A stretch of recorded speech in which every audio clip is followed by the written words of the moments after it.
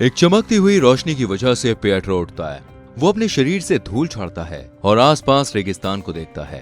वो वहां कैसे पहुंचा, उसे बस इतना याद था कि वो एससीपी फाउंडेशन के लीडर्स के सीक्रेट ऑर्डर्स जानने की कोशिश कर रहा था, पर बदकिस्मती से फाइल्स के सबसे जरूरी हिस्से रिडेक्ट किए जा चुके थे। अब वो पता लगाना चाहता था कि एससीपी फाउंडेशन हर इंसान को मारने की कोशिश क्यों कर रहा था, लेकिन इसके पहले उसे किसी और चीज के साथ भी डील करनी थी।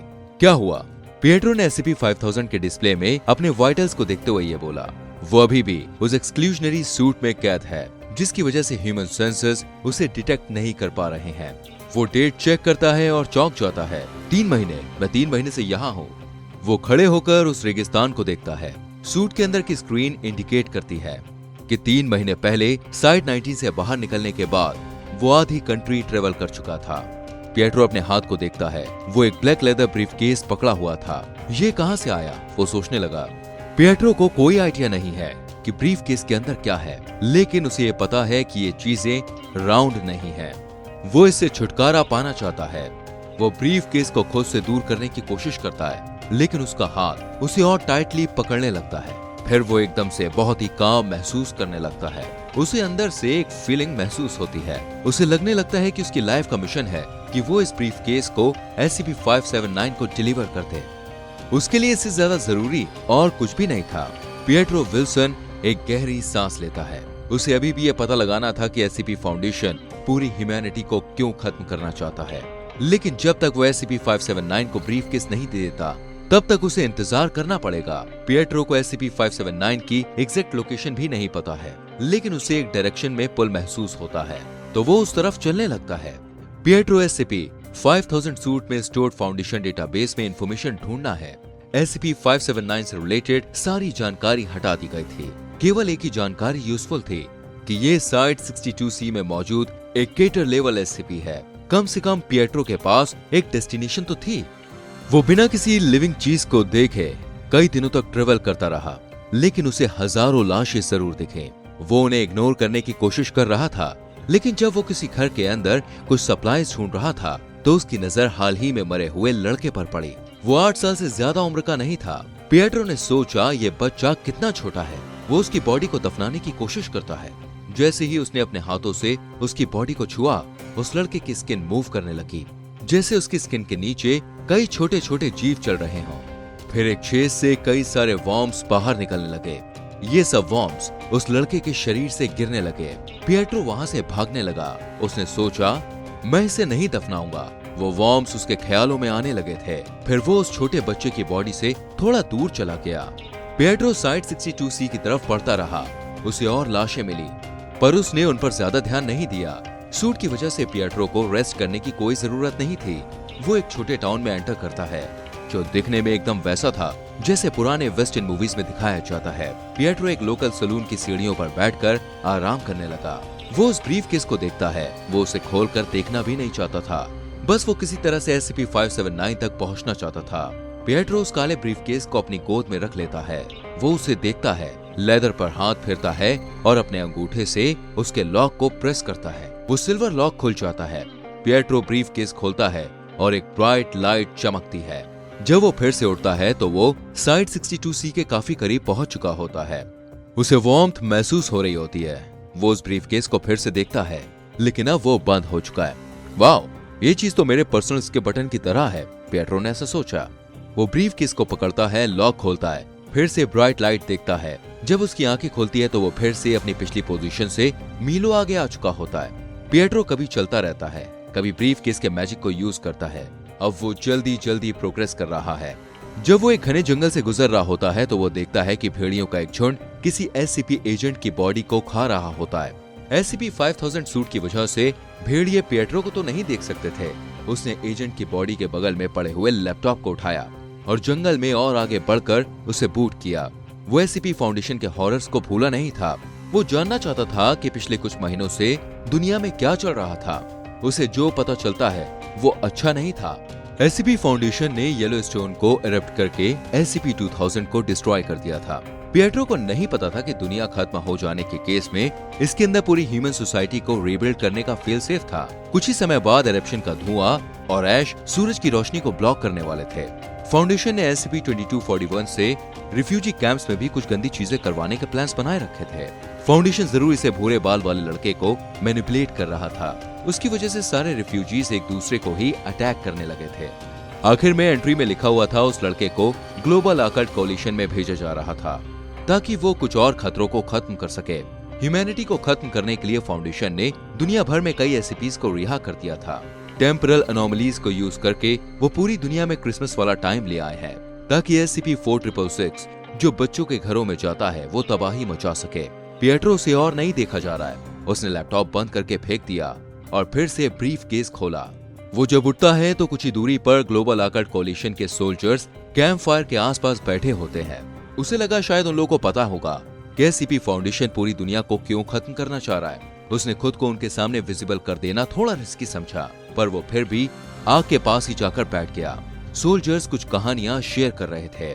उनमें से एक ने पिएट्रो विल्सन का ध्यान आकर्षित किया। ये बहुत ही अजीब था, लेकिन शायद इससे इस चीज का क्लू मिल जाए कि फाउंडेशन सब कुछ क्यों तबाह करना चाहता था। उनमें से एक सोल्जर तब का किस्सा बताने लगा जब वो ग्लोबल ऑकल्ट कोलिशन के गेंजर वाले हेडक्वार्टर में था। उन्होंने हाल ही में किसी SCP सोल्जर को कैद कर लिया था। उनका नाम था सैमुअल रॉस। उसे एक कुर्सी पर बांध दिया गया था और फिर इसका इंटरव्यू हुआ था। रॉस को टॉर्चर करने की धमकी दी गई थी। इसके बाद वो बोला था जो करना है कर लो। एक बार जब ये समझ आ जाए कि दर्द महसूस नहीं करना है, फिर किसी भी चीज का डर नहीं लगता है। पिएट्रो सीधा बैठकर ध्यान से सुनने लग जाता है। उसे याद आया कि साइट 19 की तरफ जाते हुए उसे कुछ ऐसे ही SCP सोल्जर्स मिले थे जिनकी मेंटालिटी भी सैमुअल रॉस की ही तरह नो पेन वाली थी। सैमुअल रॉस के उस अजीब स्टेटमेंट के बाद हवा की आवाज आने लगी। पहले तो आवाज धीमी थी, फिर वो हरिकेन जितनी तेज हो गई। इसके बाद चीखने की आवाज आने लगी जो और तेज होती गई। उसके बाद कमरे में एकदम शांति छा गई। सैमुअल रॉस ने जो आखिरी चीज कही थी वो ये थी कि तुम लोग मुझे पसंद है, इसलिए मैं काइंड रहने की कोशिश कर रहा था। हम तुम्हारे साथ कितने काइंड हैं। हम रोशनी में लड़ते हैं ताकि तुम अंधेरों में मर सको। पिएट्रो वहीं बैठा रहा। उसे ऐसा लग रहा है कि SCP सोल्जर्स के दर्द ना महसूस करने और फाउंडेशन के इंसानियत को खत्म करने वाले मकसद के बीच कुछ कनेक्शन था। सैमुअल रॉस की कहानी बताने वाला वो सोल्जर खड़ा हुआ है। उस इंटरव्यू के बाद ही अंदर से गेंजिर का डिस्ट्रक्शन शुरू हो गया। इसलिए ग्लोबल ऑकल्ट कोलिशन खत्म हो चुका है। हम सबको भगवान ही बचाए। कहानी खत्म करने के बाद वो सोल्जर वहां से जाने लगा। पिएट्रो को हल्का सा समझ आया कि अंधेरे में गायब हो जाने से पहले उस सोल्जर ने पिस्टल बाहर निकाली। वाकई में पूरी दुनिया पागल हो चुकी थी। पिएट्रो ने फिर से ब्रीफकेस खोला और वो ब्लैकआउट हो गया। पिएट्रो धीमे धीमे चलता रहा। वो जंगल के बीच से गुजर रहा था और अब उसकी हिम्मत भी जवाब देने लगी थी। वो सिर्फ इसलिए आगे बढ़ रहा था क्योंकि वो उस ब्रीफकेस को SCP-579 तक पहुंचाना चाहता था। वो वाकई पता लगाना चाहता था कि फाउंडेशन आखिर ये सब क्यों कर रहा था। लेकिन SCP-579 उसे किसी और चीज पर फोकस करने ही नहीं दे रहा था। उसने नोटिस किया कि वो जितनी बार ब्रीफकेस खोल रहा था उसकी प्रोग्रेस उतनी ही धीमी होती जा रही थी। ट्रांस से बाहर आते आते उसे सिर दर्द होने लगता है। पिएट्रो जंगल से बाहर निकलकर एक खुले मैदान में पहुंच गया। हवा चल रही थी और पूरे मैदान में घास फैली हुई थी। पास जाकर उसने देखा कि मोबाइल टास्क फोर्स सोल्जर्स के स्टैचूज लगे हुए थे। वो उन व्हाइट मार्बल स्टैचूज के और पास जाता है। वो पहले वाले सोल्जर के स्टैचू को देखता है। उसकी आंखों की जगह केवल काले खाली गड्ढे थे। सोल्जर्स के आर्म्स प्लेट्स की तरह थे। जब वो दूसरे वाले सोल्जर्स के स्टैचू की तरफ आगे बढ़ा, उसे लगा जैसे घास में कुछ मूवमेंट हुआ। जैसे वो स्टैचू की तरफ दोबारा घूमा, उसकी पोजीशन बदल चुकी थी। पिएट्रो ने सोचा ये तो काफी अजीब है। वो फिर अगले स्टैचू की तरफ बढ़ा। ये भी MTF सोल्जर की ही कार्विंग थी। कोई आंखें नहीं थी। आर्म्स की जगह प्लेट्स थे। वो फील्ड में आगे बढ़ता है। वो एक पहाड़ पर चढ़ता है और पीछे मुड़कर फिर उन स्टैचूज को देखता है। वो नजारा डरावना था। सारे ही स्टैचूज के पोजीशन बदल चुकी थी। ऐसा लग रहा था कि वो किसी चीज को ढूंढने के लिए फील्ड में मूव हो रहे थे। पहाड़ पर चढ़ते चढ़ते पिएट्रो को रिफ्यूजीज का एक ग्रुप मिला। वो फील्ड में कुछ खाना ढूंढ रहे थे। वहां पर कोहरा होने लगा था। पिएट्रो थोड़ी दूरी से ये सब देख रहा था। अचानक से चिल्लाने की आवाज आने लगी, जैसे कि किसी मांस में ब्लेड या चाकू मारा गया हो। वो आवाज तुरंत ही शांत भी पड़ गई। पिएट्रो पहाड़ी से उतरकर उन रिफ्यूजीज को देखता है। कोहरा खत्म हो जाता है। उन लोगों के टुकड़े टुकड़े हो चुके थे। बीचों बीच एक MTF सोल्जर खड़ा हुआ था। उसके ब्लेड आर्म से खून टपक रहा था। पिएट्रो तुरंत ही वहां से भागने लगता है। कुछ मीलों के बाद पिएट्रो सांस लेने के लिए थोड़ी देर रुकता है। उसने सोचा ये स्टैचूज फाउंडेशन नहीं बनाए होंगे, ऐसा लगता है कि ये स्टैचू है।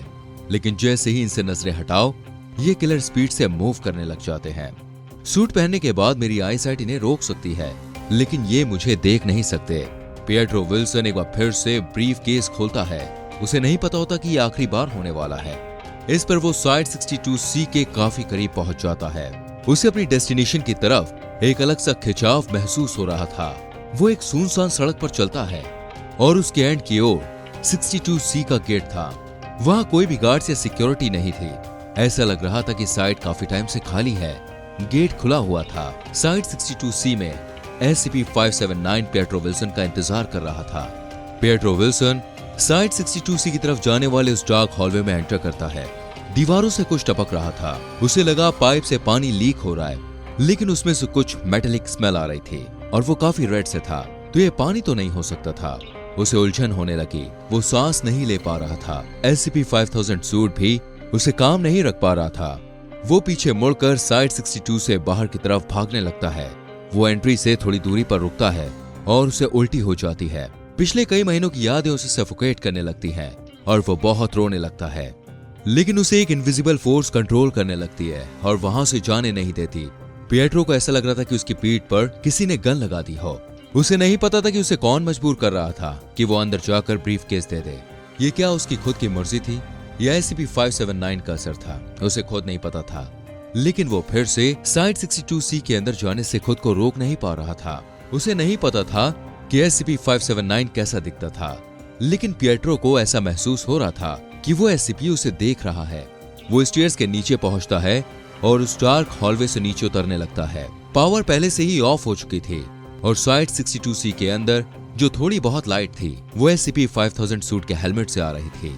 पिएट्रो को कंक्रीट दीवारों पर कट्स लगे हुए दिखाई दे रहे थे, जैसे किसी ने एक बड़ा चाकू लेकर हॉलवे के एक एंड से दूसरे एंड तक उसे ड्रैग किया हो। कॉरिडोर के एंड पर जो कुछ भी था, पिएट्रो उसे समझ नहीं पा रहा था। जैसे ही वो थोड़ा नजदीक पहुंचा, SCP-5000 सूट की लाइट भी जलने बुझने लगी। इस बार जब सूट की लाइट डिम होती है तो उसे लगता है कि हॉलवे के एंड पर जो भी चीज थी वो थोड़ा सा मूव करती है। सूट की लाइट पूरी तरह से बंद हो गई और पूरे हॉलवे में अंधेरा छा गया। एक सेकंड के लिए MTF स्टैचू की लाइट चली और पिएट्रो पर पड़ी। उसकी आंखों के सॉकेट्स खाली थे, होंठों पर कोई मुस्कान नहीं थी और आर्म्स की जगह ब्लेड्स थे। पिएट्रो चिल्लाया नहीं। वो स्टैचू को डॉज करने की कोशिश कर रहा था। जैसे ही वो उसकी नजरों से हटा, उसे आवाज आई कि कंक्रीट पर ब्लेड मारा गया है। सोल्जर का स्टैचू जिंदा हो गया था और हॉलवे में मार काट कर रहा था। वो पिएट्रो को देख नहीं पा रहा था, लेकिन उसे पता था कि वो वहां पर मौजूद है। वो इधर उधर ब्लेड लेकर घूम रहा था ताकि जो भी सामने आ जाए उसके टुकड़े टुकड़े हो जाएं। पिएट्रो भागते भागते हॉलवे के एंड पर पहुंचता है और उसे एक दरवाजा मिलता है। वो उस पर भारी मेटल के दरवाजे को दबाकर खोलता है और वो ब्लाइंड स्टैच्यू अभी भी उसके और नजदीक आ रहा होता है। दरवाजा लगभग खुल ही चुका होता है, लेकिन तभी पिएट्रो को महसूस हुआ कि उसकी पीठ पर किसी ब्लेड से कट लगा है और कुछ मिलीमीटर से उसकी स्पाइनल कॉर्ड बच गए। उसके कंधे पर एक दूसरा ब्लेड लगा। वो किसी तरह से उस दरवाजे के बाहर निकलता है और उसे बंद कर देता है। उसे सुनाई पड़ता है कि दरवाजे पर ब्लेड्स मारे जा रहे हैं। वो जीव उसे तोड़कर बाहर आने की कोशिश कर रहा था। पिएट्रो मुड़कर देखता है तो वो एक ऑब्जर्वेशन चैम्बर में होता है, जिसमें कई सारे इंस्ट्रूमेंट्स और स्क्रीन थे। स्टैचू द्वारा दी गई चोटों की वजह से उसकी पीठ से खून बहने लगता है। वो धीमे धीमे खिड़की के पास जाता है। सामने वाली डेस्क पर एक फाइल रखी होती है जिस पर SCP-579 लिखा हुआ था। वो ऑब्जर्वेशन ग्लास के थ्रू देखता है, लेकिन इतना अंधेरा था कि उसे कुछ भी समझ नहीं आ रहा था। पिएट्रो अपने लेफ्ट साइड देखता है कि जमीन में एक गड्ढा है। ये सीधे SCP-579 के कंटेनमेंट चैम्बर की तरफ जाता है। चलो इसे खत्म करते हैं, पिएट्रो ये बात जोर से बोला। उसने उस गड्ढे के ऊपर ब्रीफ केस होल्ड किया और अपना हाथ खोलना चाहा। उसकी उंगलियां चल ही नहीं रही थी। SCP-579 चाहता था कि वो खुद उसे ब्रीफ केस हैंड ओवर करे। पिएट्रो विल्सन लंबी सांस लेता है, अपनी आंखें बंद करता है और उस गड्ढे की ओपनिंग में कदम रखता है। वो गिर जाता है। SCP-579 के कंटेनमेंट चैम्बर में पहुंचने से पहले उसे एहसास होता है कि वो कोई हीरो नहीं है, क्योंकि वो पता नहीं लगा पाया था कि SCP फाउंडेशन पूरी ह्यूमैनिटी को क्यों खत्म करना चाहता था और वो खुद भी जिंदा नहीं रहने वाला था। वो नीचे जमीन पर लैंड होता है। वहां बिल्कुल अंधेरा था, बस कोने में एक परछाई थी जो चल रही थी। पिएट्रो विल्सन आखिरी लॉक क्रिएट करता है अगर कोई इसे पढ़े तो प्लीज प्लीज इसका पता जरूर लगाना, मुझे एक्सप्लेन करना है, मुझे ये समझ नहीं आ रहा है, नहीं समझ आ रहा। SCP-579 SCP-5000 सूट के ग्लो में कदम रखता है। पिएट्रो विल्सन उसकी तरफ देखता है। अच्छा तो ये ऐसा है। फिर SCP-5000 अपनी आखिरी लॉग क्रिएट करता है, लाइफ साइंस लॉस्ट। SCP-5000 एक फ्लैश की तरह SCP-579 के कंटेनमेंट चैम्बर में आया था। SCP-579 को मॉनिटर करने वाले रिसर्चर्स को कोई आइडिया नहीं था कि ये सूट कहां से आया है या इसमें पिएट्रो विल्सन की बॉडी क्यों कंटेंट थे। विल्सन को भी SCP-5000 के बारे में कुछ नहीं पता था। उसे SCP-5000 के डेटा बैंक्स में लॉग किए गए इवेंट्स के बारे में भी कुछ याद नहीं था। पहले सूट में काफी अनोमलस फंक्शंस और अनोमलीज थी, लेकिन इस पर हुए डैमेज की वजह से अब ये सिर्फ डेटा फाइल्स ही स्टोर कर सकता है, जिन्हें अब आर्काइव करके सिक्योर फाउंडेशन सर्वर्स पर स्टोर कर दिया गया है। पिएट्रो विल्सन और SCP-5000 के पिछले एपिसोड्स देखने के लिए SCP-5000 द सूट या फिर SCP-096 द शाय गाय देखिए।